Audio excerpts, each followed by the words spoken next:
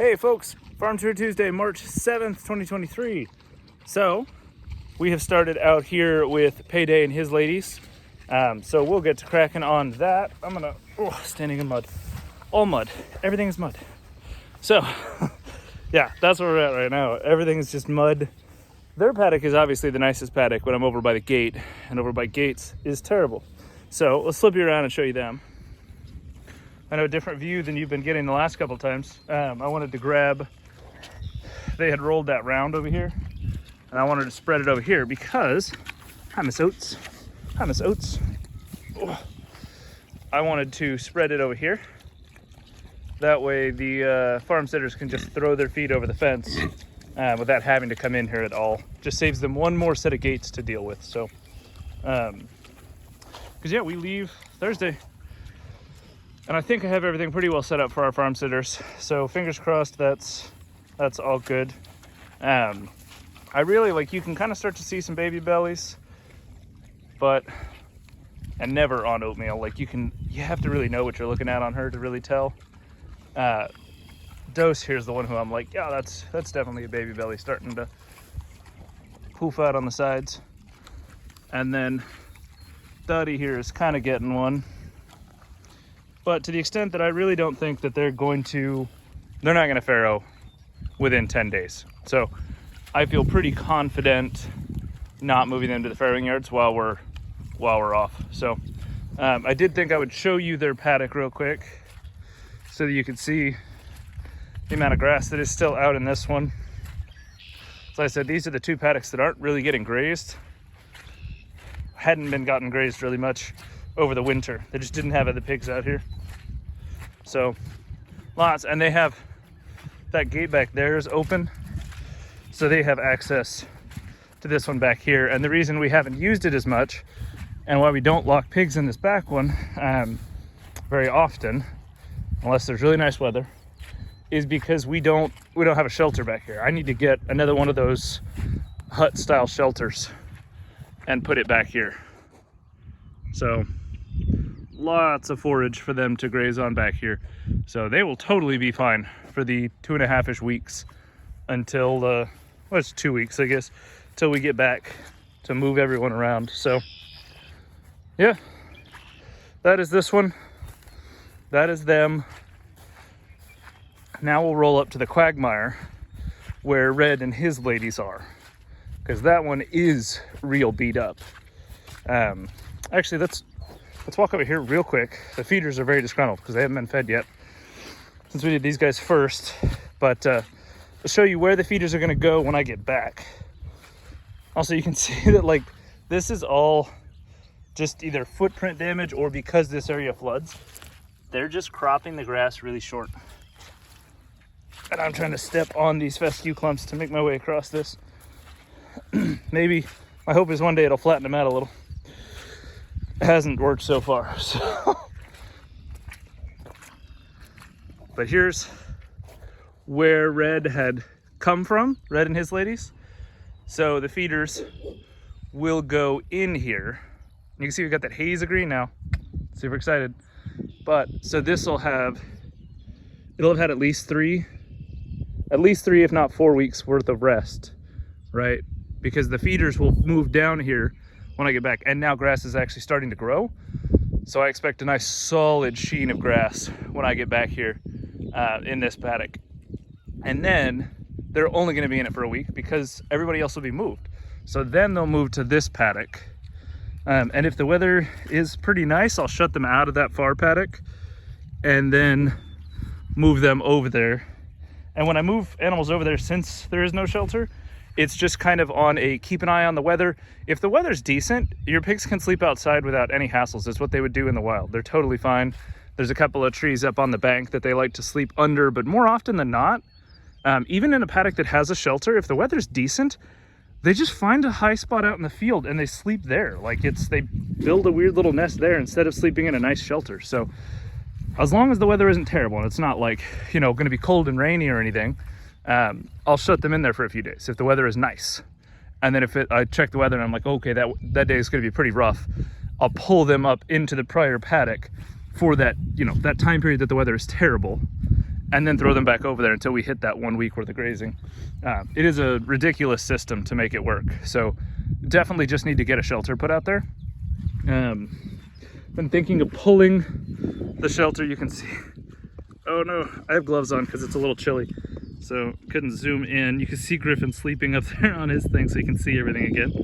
I've been thinking about pulling that hoop shelter and putting it out here, and that'd kind of make it, because there's that little thing, but it's definitely not going to work.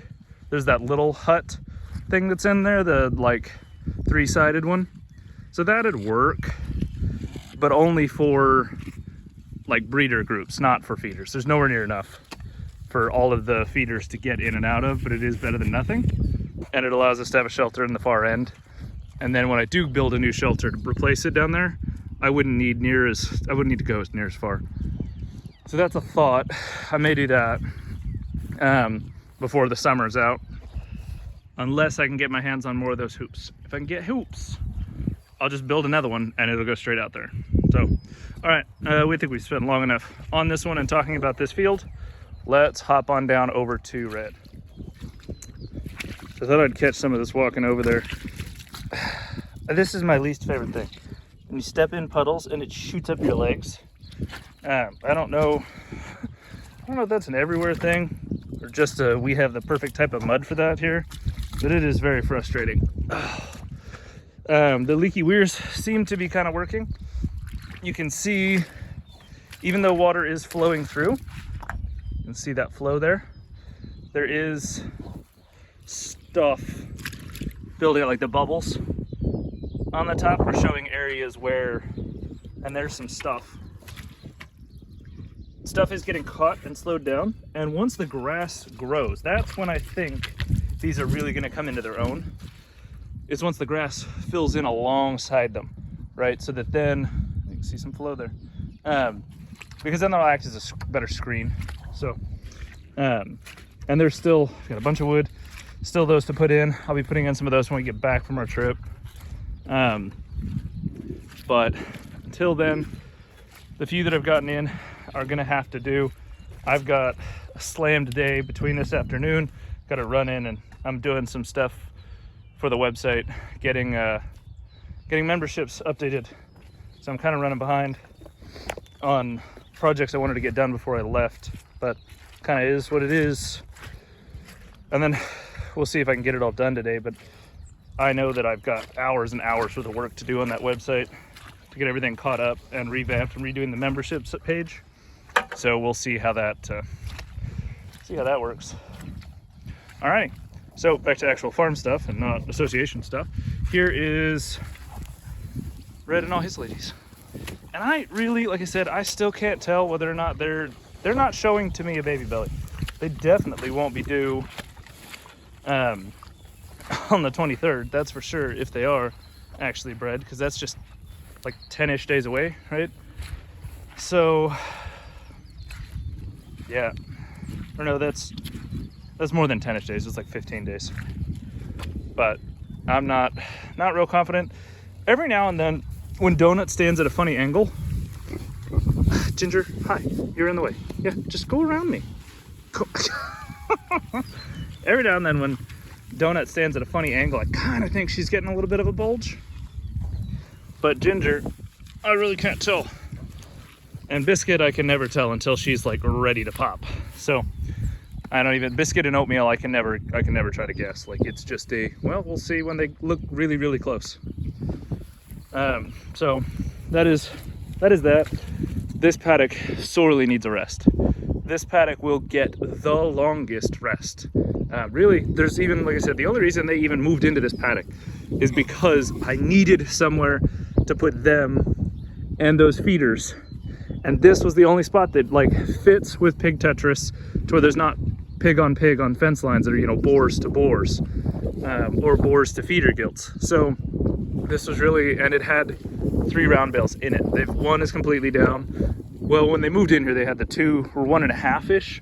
That one is pretty well completely gone, and that's wood for leaky weirs that needs to go out.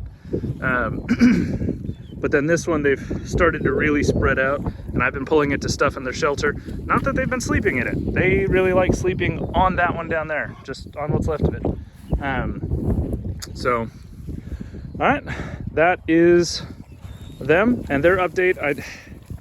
I'm really just gonna cross my fingers for these guys. Like, I really don't want, I don't want to have to deal with another sterile boar, and 2, I don't want to deal with losing out on 3 litters again this year.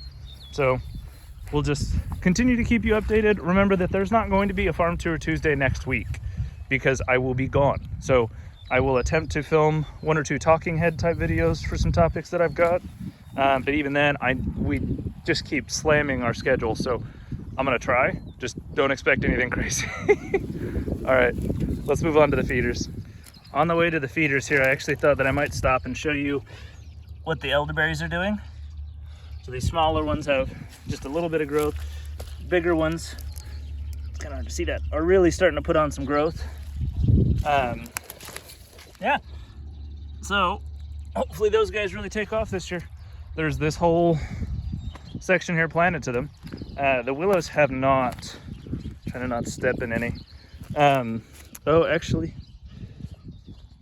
that is a little bit of bud swell there, but these are ones I'm not cutting. These are some of my willows I brought back and sterilized from Oregon. So these ones I can't replace. I'm gonna try again this year because we had some really, really fun varieties that just did not make it. There's some coastal varieties.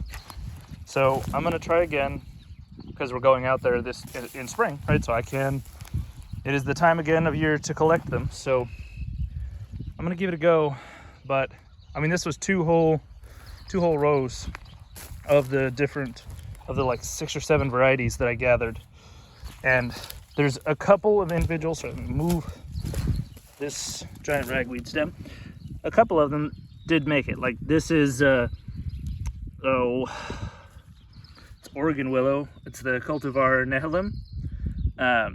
And we got, I think 2 or 3 of those made it. So that's awesome. Hopefully it does what it needs to do, because then I can propagate from it. It is just a strikingly yellow stem, straight stem variety. So fingers crossed it takes off enough, because really all we need of each of these varieties is one. I need one cutting to take. If one cutting successfully takes, then I have all the cuttings I need going forwards, right? That's it. You need one plant to survive, and then you can backfill in wherever necessary. These ones, these were a pussy willow variety, so I'm really hoping that these really swell out and look pretty. They haven't yet. Our curly willows, they haven't really started to swell much. There's a little bit there, but I do want to cut these, and I want to cut our native black willow planting here. And they have kind of started. And in town, they're crazy green. Like they have, all the ones that I drive by in town of the native black willow have really taken off already for the year. But we're a little, we don't have that microclimate that they do. These are also a pussy willow variety that I got from a friend. And the rabbits they did have some decent growth, but the rabbits have just chewed the heck out of them all winter and all summer. So fingers crossed any of these sprout back from the base. There were it's kind of hard to see, but like there were quite a bit of them. And the rabbits just go to town on those stems. But even if, sorry, I know this is terrible film quality. Even if they die at the top, right, they will, it's just the equivalent of me cutting the tops off. So they will, I prefer, because we won't get a cutting, right? But trying to get this to zoom in. There we go. They'll bud out from the bottom. The rabbits are really just doing what I would do, except some of these ones that didn't do so well, I wanted to leave and allow to grow for an extra season. So hopefully that one's starting to swell and burst. So hopefully these will come back through. There's one that's starting to go. Yeah, So hopefully these take off and are real pretty. We'll see. I did throw in a bunch of the praying mantis egg cases from a lot of the, anywhere I found them elsewhere on the farm. You can see two right there. Those are on the same stem, otherwise I might snap it when I'm cutting those others and spread it a little wider, but fingers crossed they'll help keep some pests down in here. We don't ever have much, and most of them are cool caterpillars, but the cool caterpillars do eat the leaves, so we'll see. That's the willows. I just thought I'd stop in on those, and actually we can stop in real quick on the hazelnuts too. The catkins are opening up and looking beautiful on these, so hopefully we get a decent amount of hazelnuts this year. And you can see the female flowers there on the ends. They're just this beautiful bright red color, and my phone does not want to focus on them. There we go. Absolutely gorgeous. And not that the catkins aren't pretty too, but yeah, so crossing my fingers that these do well. The big one at the back is really taken off with the amount of catkins on it. So I'd love to get more than the like 7 or so hazelnuts, which one of which that we saved did germinate. So we'll get it planted in a pot, and then once it has a year under its belt, we'll plant it out here. So cool. Now we'll move on to, we're actually going to move on to the boy piggos over in their yard, the bachelor pad, and then we'll move on to the feeders. Okay, I lied again. I'm sorry. So this, Todd, this is actually for you. So, and I probably should make a short about this, so I'll be careful to not completely destroy these. I already messed with them the other day. But these are Osage orange balls, and these are the easiest way to stratify them. Just take and throw a bunch in a bucket. And this is if you want to grow them, right? Because they do need stratified, and you don't want the squirrels to eat the seeds because they love them. And our pigs eat the balls, so like probably after the seeds. But throw them in a bucket over the winter, and when they go in the bucket, they are rock hard, right? But you can see here, there is a seed right there. And you can see how soft and squishy these balls are. They just shred apart into nothing in this. And so what I'll do, and you can see all those, there's tons of little seeds in there. They're these bigger, darker, they look kind of like a lemon seed. Kind of like a wheat berry, but bigger.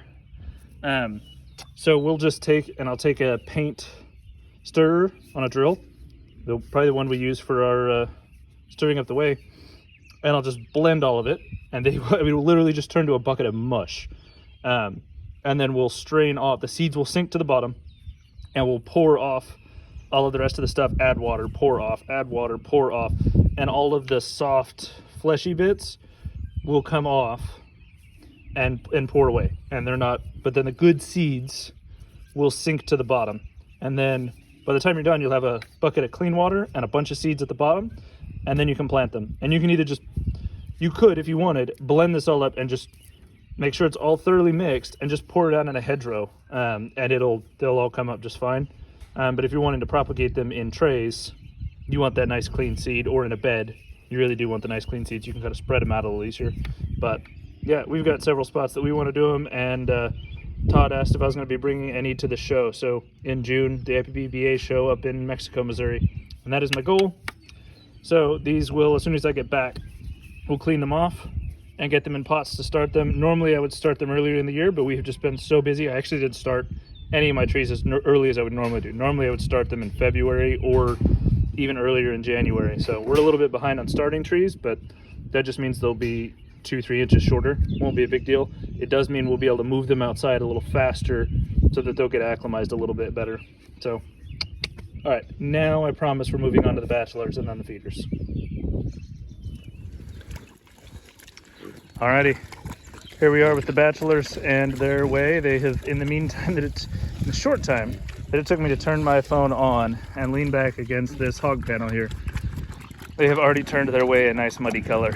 Well, their whey and feed, right? The feed winds up sinking to the bottom a little bit, especially when they start stomping around. But it's, yeah, it is just gross leading up to here. Like, but this area is always wet leading down. There's actually some drainage tiles buried kind of right in this line that leads right through here until it hits down there. So this has always been a horribly muddy spot. We didn't realize how muddy it was when we put our goat barn right here. We knew it was a little bit, so that's why I used these bricks, you can see, or the outline of it, to kind of level the base of it, the sides of the barn, which is all loaded up in the back of the truck and is going to the scrapyard today. So that's wonderful. But that's these two guys, or three guys. Like I said, their yards is just, as soon as I can get them figured out, they'll follow probably like 2 rotations behind out in the main field once this guy, Mr. Easter, is gone and everybody else has moved out, because this will be our only boar on farm. So that'll make it a little easier, and he'll have his barrel friend. But then there's only 2 sets of pigs to rotate around all the paddocks out in the field while the ladies, for their 6 weeks, are in their yards. And then once they come out of their yards, a lot of them are leaving, right? But then the 2 that get to stay will just go right in with him. So then there's still only 2 groups of pigs to move around the farm. Bro, there's just as much grain in that one. So this paddock, my goal is, after weaning, and actually I've been technically to do before weaning, as soon as the sows are in the farrowing yard and this dude is gone, so that'd be Easter, so middle of April, this yard is not getting touched again for pretty well the entire summer. It may have to be like okay, we need to spot hit it once or twice in late summer when it is super, super tall and overgrown, because it will get that way. But we'll just do 1 or 2 flush grazes, probably all the feeders for like 2-3 days tops. They really only have 1 shelter, but by that point there should only be, like, by end of summer, the 6 feeders that are left, right? Because those 5 will be leaving soon. So, yep. All right, now we'll move on to the other feeders. I'm just gonna keep rolling along. Alrighty. So we're out here with the feeders, the 5 bigger ones and the 6 smaller ones. Everybody getting nice and gross. Pulling off hay. I like to pull the hay off fresh while they're eating, because that's obviously where it's needed most. And so then they help me stomp it in. And then by the time I'm done, I can see, okay, did that area, was that soupier? Does that need a little bit more? Like right there before I leave, I'll throw another piece there. And this is really important right before I leave for 10 days, right? Because I told them that they could if it helped them so that it wasn't muddy, but like I'm not gonna require my farm sitters to pull a bunch of hay and throw it around. So, because they're not gonna do that. It's a pain in the butt, right? There's a lot of things that as a farmer you do, but you honestly, anybody that doesn't have an actual stake in a situation is not going to do. So farm sitter is not gonna pull straw/hay off of a bale, get seeds blown into their eyes, all over their clothes, and when they're already going to be getting muddy and dealing with pushy picks. So yeah, I don't expect them to do it. So it's really important for me to do it beforehand and get it as hayed up as possible, and flush their shelters real good. But so one real quick caveat in here, actually I'm gonna sneeze.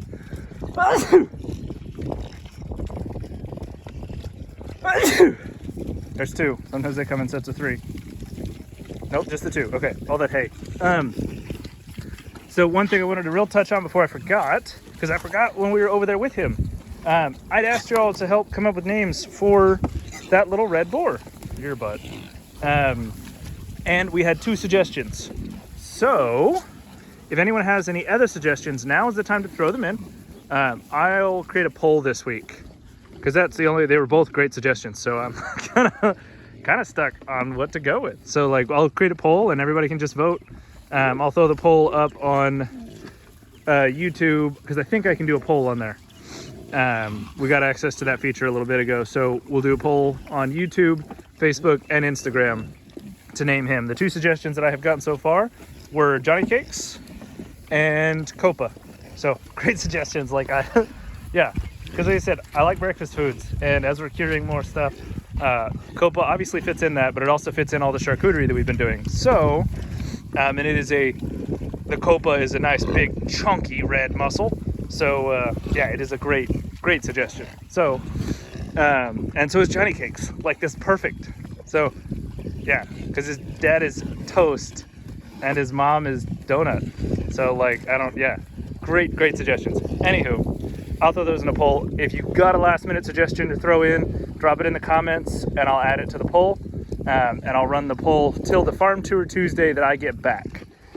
When we get back, I'll have closed it the night before, so that Monday, and chosen the winner based on your guys' votes. So with these guys, they really have not been messing with the hay bale too terribly much because, as you saw when we were over there with the breeders, they've got a decent amount of green.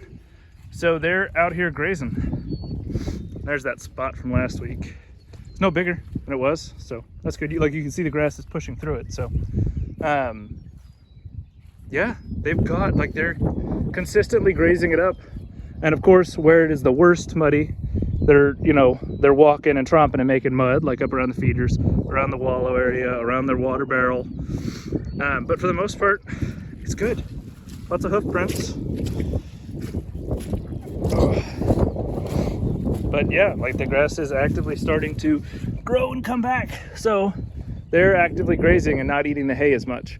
They will obviously keep ahead of this since it is barely managing to grow. It's just at the start of spring here. So over the course of the 10 days, it's not going to get ahead of them. They will eat it out and maybe cause problems, but I think it'll be okay.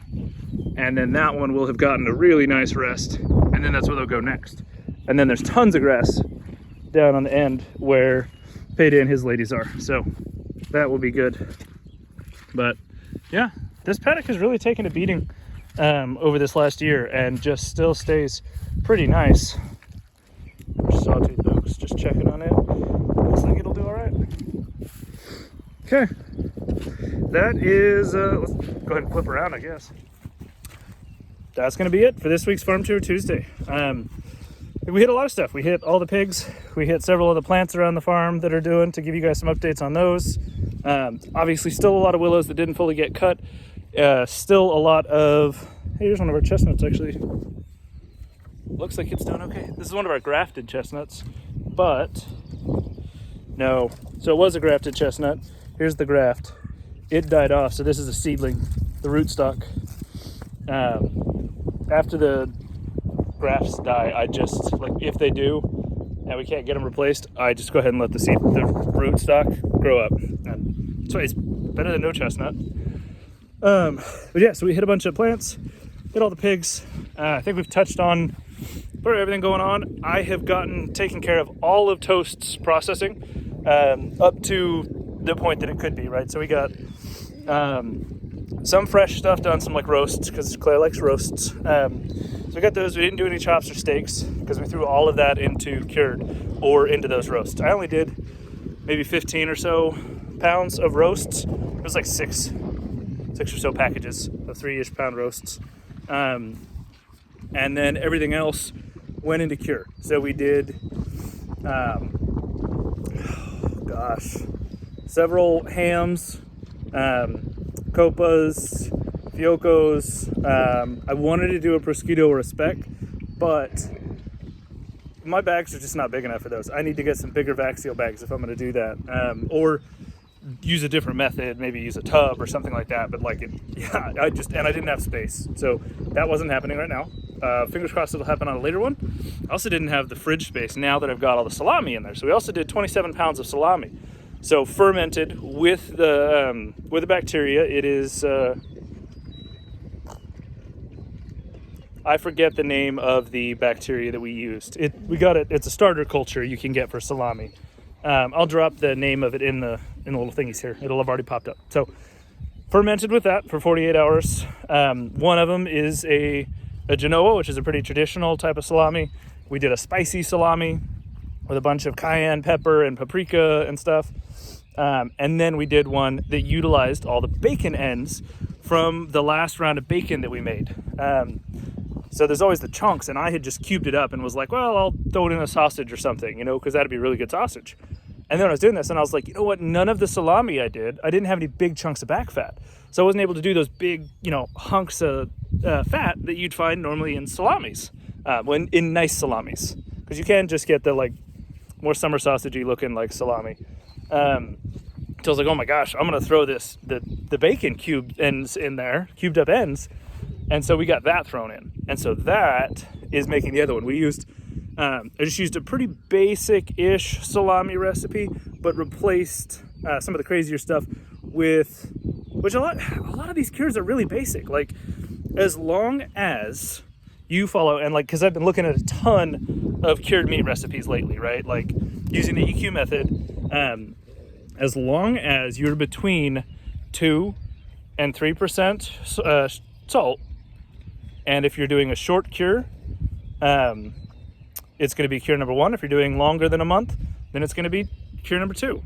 And that is the same for both of those. It is 0.25% of the meat's weight. That's it. So as long as you hit your salt and you hit your cure, you're fine. And you can go all the way down to, so like you could do, so for like bacon, you could do 1.8% salt and 0.25% cure, and that would be because it's curing salt. So then that would give you a 2.05% salt. So you're above the 2. And a lot of people like less salty. My wife and I really like salty, so she more than me really, but I like pretty salty, but not as salty as she does. So we have really landed on, for like bacon and stuff like that, I really like 2.25% total salt. So that's the salt and the curing salt. On some of this other cured stuff, I bumped it a little higher because a lot of the recipes calling for, like with the salami, that was 2.5% salt and 0.25% curing salt is what a lot of people did. So that was, we stuck with that. So for our bacon one, when we edited that recipe, we included that, like we bumped up the salt level. Our normal bacon recipe is 2% salt, 0.25% curing salt. And as long as you hit, like I said, as long as you hit those two things, you can go crazy with the rest of it. Just don't go too nuts with your flavors until you've kind of experimented some. And we're still experimenting. Like we haven't done a ton of stuff, right? But I've tasted some and looked at a bunch of other people's recipes. And so I'm going pretty confident off of like people saying they like this recipe and going, okay, well, these are the common factors of people saying they like this. Here's roughly the percentages they do. Like, you know, a heavy amount of black pepper is going to be like 0.3% black pepper. Like that's a lot of pepper. So a lot of people are usually sitting in that 0.1 or 0.2%, or if you really want a forward black pepper, 0.3%. So just kind of like looking at what people are doing with that and kind of basing it off that. So for the most part, for our bacon and salami, I was able to just use our bacon recipe. Minus, I took out the juniper berries. We add juniper berries to our bacon cure, but I did not put it in there because hi lady. I did not want to slice into a big juniper berry. I wasn't sure about that. Maybe I've seen a couple of recipes where people will take the juniper berries and soak it in wine to get that juniper flavor, and I may do that on the next one. All 3 of these salamis had wine in them. I used a Shiraz. It was called the Farmyard or something. It was a really nice Australian, from Victoria, Australia. I really wanted to use a local one, but the local wine that I like, I couldn't find. St. James Winery does a Hellbender wine, and I love it, and I really wanted to use that, but when I was at Mama Jean's, they didn't have it, and I didn't want to run all over town, and I needed it to get started the next day. So I went with that one, because what you need is you need a dry red wine, or a dry white wine. So from what I could tell in my reading, like Southern Italy will use red wines, Northern Italy will use white wines for their salamis. I like red wine way more than I like white wine. So I'm kind of rambling. I'm noticing we're at like 6 minutes, 54 seconds. So that's just to drop the pH. That and the bacteria culture drops the pH. And then on the outside, it's cultured with mold 600, which is a penicillium. Oh, I totally forgot the name. Nalgiovensis, I think. Which produces penicillin on the exterior, right? So it helps keep them protected because they're going to sit at a roughly 55 degrees and a high humidity, like 70-80% humidity, for the next 6 to 8 weeks. So, you know, perfect temps for stuff to go bad. But with the salt in there, the cure in there, that fermenting bacteria, the wine lowering the pH, and that mold on the outside that produces penicillin, you're pretty safe. And it smelled good at the end of 48 hours. I mean, this is the thing about this, like, I essentially left raw meat out in my house temps of like 65 to 67 degrees, and preferably you'd actually be at like 75 for this culture, for 48 hours. Just left raw meat out. And it smelled amazing. Like, when you think about it, that's what cheese is, right? That's the same thing. This is just a animal byproduct or animal product stuck out at room temperatures with bacteria in it, and then covered in a mold in the form of like camembert or brie or something like that, that's got a rind. So yeah, it's pretty crazy, but it smelled so good. Like, I could not believe, I opened the tub and was like, oh my God, that's amazing. So fingers crossed that turns out great. But yeah, we got all that done. We got tons and tons of cured stuff done. That will, as soon as I get back from our trip, be done curing. It will come out, all the short-term cure stuff will either go in the smoker or get cooked, so that then we can slice it like deli meats and be done. And then the long-term cure stuff will get wrapped. I will either get some umai bags. There's a special bag that lets you dry cure in your fridge. It's low humidity level. I'm just really working to try to keep the humidity high in my fridge, and I've got the temp set much higher. So it's hovering around 50 to 55, which is about right. It's still a little chilly, but let's be clear. People used to just hang this stuff outside, and still do, all around the world. So like, the temperature is not a constant 55 degrees all the time. It's going to fluctuate, and we're doing this in the winter most of the time around the world, so like, it's going to be a little colder than that. It's going to routinely hit well below freezing around the world, so I'm not that worried about that. We'll see, like, worst case scenario, when this stuff goes bad, it goes bad, right? It will smell terrible, so you'll know. There will be signs. Black mold is bad, green and white mold are good. So if we start seeing black mold, we can clean it off with vinegar or whatnot and try to adjust.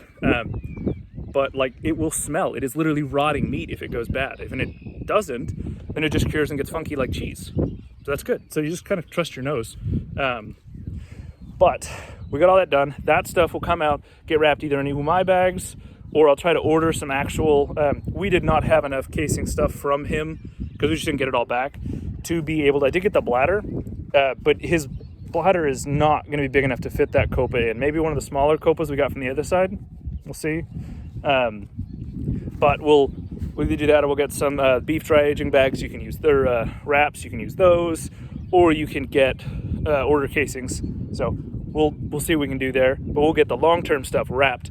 Try to make room in that fridge around the salamis, because those tubs will be out of the way, and do that and get those hung. And then those will hang until they hit 35 to 40% weight loss. So, all right, I have really hammered down on all of the charcuterie stuff we're doing now with toast, but mostly because, folks, that's where I want to go, right? That's what I want to do with the farm. That is as we downsize, the focus is shifting towards our food, right? That is, we're becoming more of a homestead, and a homestead, this fancy charcuterie stuff is not meant to be like it. Same with all hot cuisine and everything around the world. Like, that is homestead food. That is peasant food, because, right, like, you kill an entire pig, a big pig, 400 something pound pig. You can't eat all of that meat at once, and you don't want to. You want to be able to save all of that meat, and before refrigeration, you had to find a way to make it last. So this is what they did. They made charcuterie, and you cured bacon, and you so that's how you do that. So you have this meat all through the year, and so that's what I want to do. I want to be able to take these big surpluses of meat when we process pigs on farm for us, and make this stuff with it, and actually get into what charcuterie and homesteading actually is in the process of preserving food, not just cutting up some pork chops and throwing it in the freezer. So that's the goal. And maybe even what I was saying before that I was thinking about, and I didn't want to give you too many details. I'm still thinking about it. So don't anchor it down to like, this is what Caleb is doing. But I may start processing pigs on farm. Like, we may look into doing like a PMA, which is a private membership association thing. And just like, the pig is yours. Like, you bought a whole pig, and I've got the equipment. Let's process your pig, and then we'll cure your pig. So it's yours. We're just doing it here. So that may be something that we start looking at doing, because I would love to do that, to work with people to be like, hey, let's make some real food with this real food. And then, to be clear, that also removes the one bad day for our livestock. Because what makes it a bad day, right? Like, if your kill goes clean and everything, it's not even a bad day. It is an immediate, they're eating or drinking, and then they're done. They're dead. The death is instantaneous. They don't even have a bad day, right? Except for the boys who get castrated.